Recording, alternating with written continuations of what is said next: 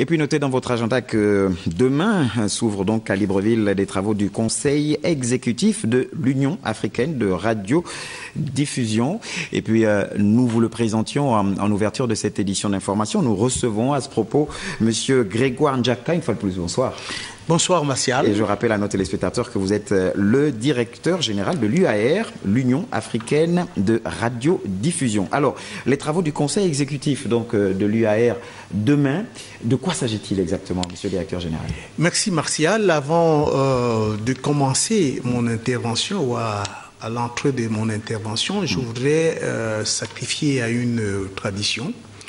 Dire merci à l'ensemble des autorités du Gabon et en particulier au président de la République, son Excellence Ali Bongo Ondimba, au ministre chargé de la communication et au ministre d'État chargé de la communication et la culture, et aussi au personnel et à la direction générale de Gabon Télévision qui nous ont permis d'organiser ici à Libreville pour la première fois les travaux à la fois des commissions spécialisées de l'UAR et du Conseil exécutif. Alors, nous avons deux commissions qui vont se tenir à partir de demain ici.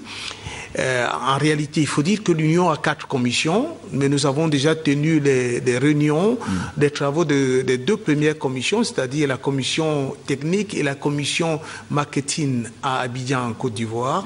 Et ici, nous allons parler de la commission des programmes et de la commission des affaires administratives et législatives. Au terme de ces travaux, donc, nous allons le vendredi prochain avoir le conseil exécutif de l'UAR.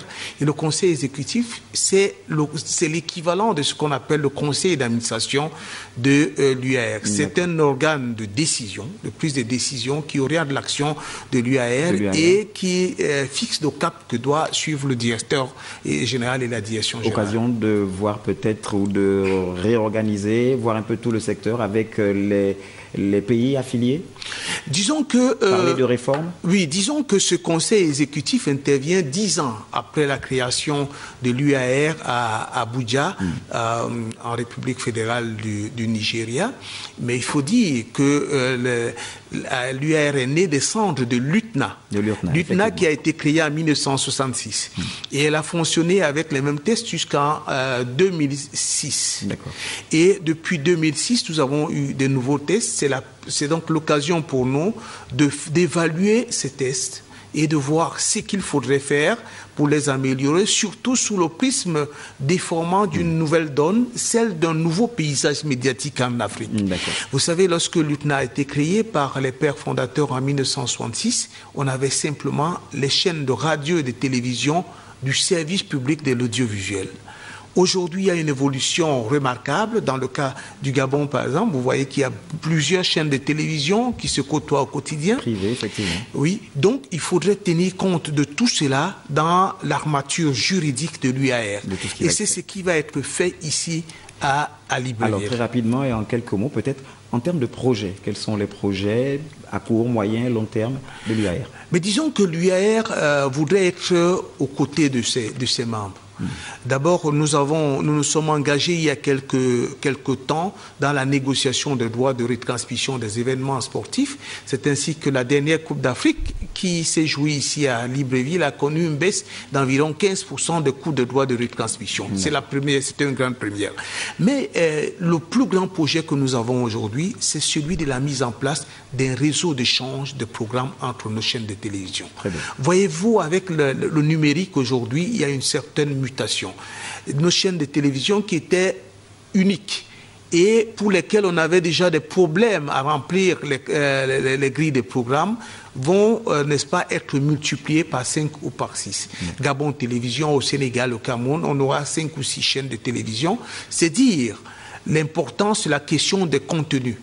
Et nous avons donc décidé de mutualiser nos efforts pour que les contenus, lorsqu'une émission, une bonne émission est faite sur Gabon Télévision, qu'elle puisse être vendue peut-être au Maroc, en Algérie, pour permettre à Gabon Télévision d'avoir des moyens de financer la production.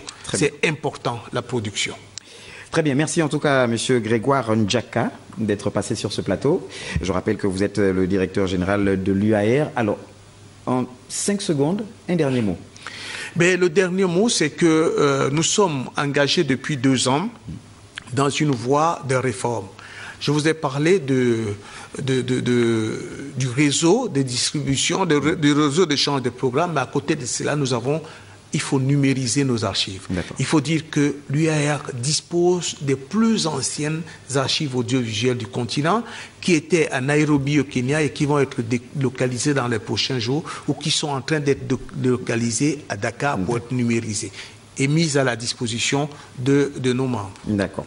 Merci, monsieur le directeur général de l'UAR. Je rappelle que demain, c'est l'ouverture donc des travaux en commission et du Conseil exécutif de l'Union africaine des radiodiffusions. La cérémonie sera donc présidée par le ministre délégué Chantal Akosso.